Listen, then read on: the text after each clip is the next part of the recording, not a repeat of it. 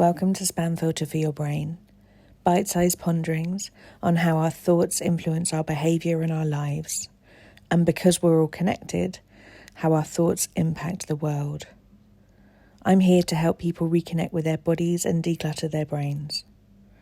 And I don't believe that we should just magically know how our emotions and our thoughts impact our lives if no one ever teaches us. So let's learn this stuff together. It can be tricky to be a good friend sometimes, especially when no one gives you a rule book, but everybody has one. I think most of us have probably at least one friend within our circle who needs possibly more support than we can give. And in these wild times when so many of us are overstretched, it's important to try and work out how you can set boundaries that both protect your energy and protect the relationship. That's what I'd like to talk to you about this week. A lot of the people that I coach have an idea of friendship being a structure of reciprocity. Someone gives you this, you give them back, you meet in the middle. And that isn't a format that I've ever found particularly useful. And I haven't found it particularly useful because we all have different skill sets. And because I am someone who benefits when I get to love someone and when I get to have amazing, incredible people in my life, I don't think they need to give me anything back for that.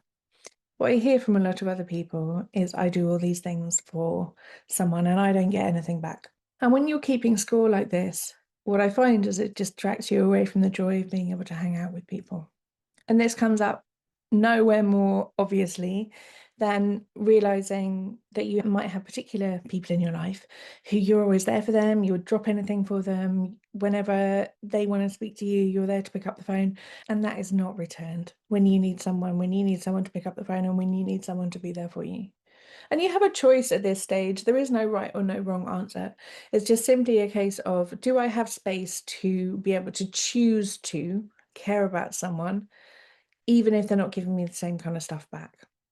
Personally, I choose to. I enjoy it.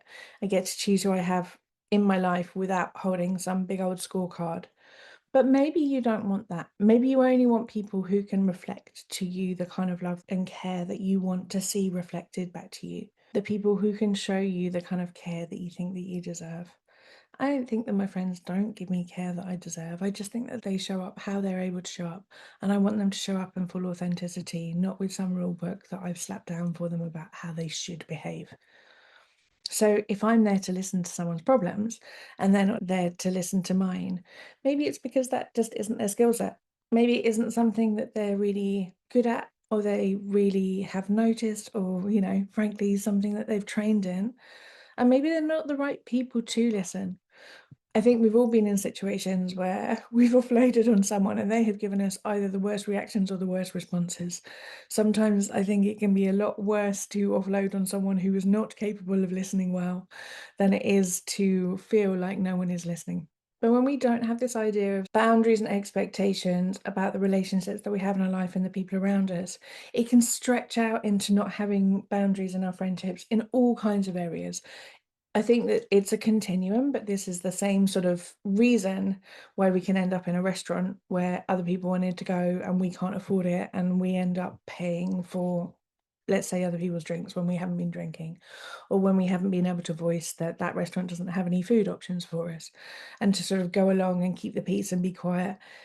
It's worth noticing that those trying to not speak up so that you can overgive, so that, in brackets, so that you can be liked, is also the kind of thing that we are taught in society, is the kind of things that keep us safe. Keeping ourselves small, keeping ourselves meek equals likable, equals lovable, equals someone who other people will want around.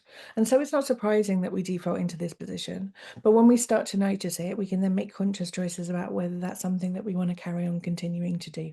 And saying things like, I'm sorry, that doesn't work for my budget, or is there somewhere else we could go, or could we do it on a different day? These can all feel like really uncomfortable things that you don't want to say, but it's a practice. And asking for your needs, advocating for what you want, and possibly going against what a group or another person wants is something that initially is going to feel really uncomfortable. But the more you do it, the more that you're able to see that your needs are as important as other people, but it's a muscle that you've got to build. And I think that a really good way to just start looking at how you can rehearse these skills is after you've had an interaction with someone, just do a little energy audit. Do you feel buoyed up by it? Do you feel completely drained by it? Do you feel like you have more desire for more connection and you're really hoping to see that person again? Doesn't have to be today. Or is it something where you're like, oh God, I really hope I can stave off the next meeting for as long as possible? When you get home from an event, just have a little check in with yourself. Were the ways where you thought that you could advocate for your needs more? Were the things that you did that would have left you with more energy rather than less? Were the things that went on in dynamics that maybe drained more energy than you have? And are the different ways that you could speak to yourself? We wouldn't go into a work environment without doing any kind of assessment as to how things are. Doing these kind of little calibrations as to what's working for us and what isn't is going to remind us that checking in with our bodies is a vital part of how we build our relationships. It's a vital part of reminding us that our needs are important.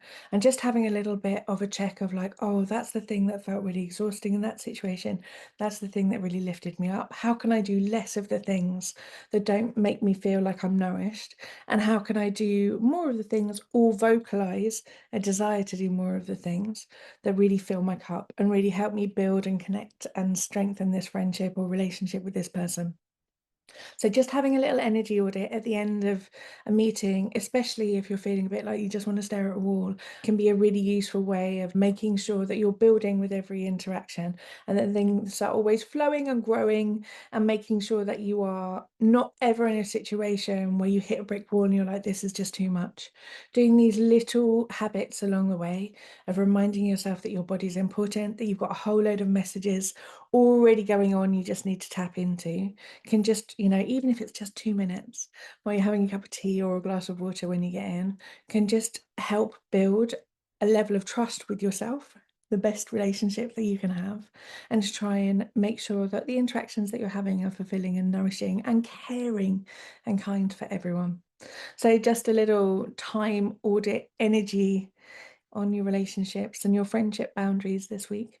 Just a little guided practice. I hope that that is a useful suggestion for you. And let me know how you get on with it. There's resources in the show notes.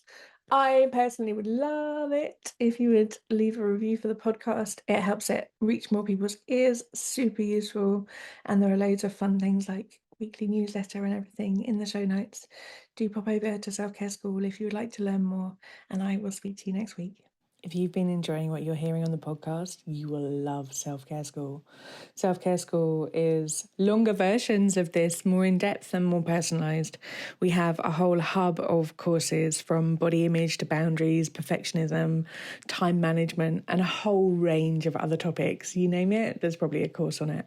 But most importantly, we also have a weekly group coaching call where you get to apply this stuff to your everyday life and get support to try and untangle your own story from some of the emotions that you might not be enjoying in your life.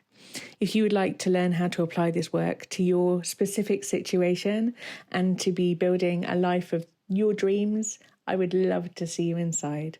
Do pop over to selfcareschool.co.uk.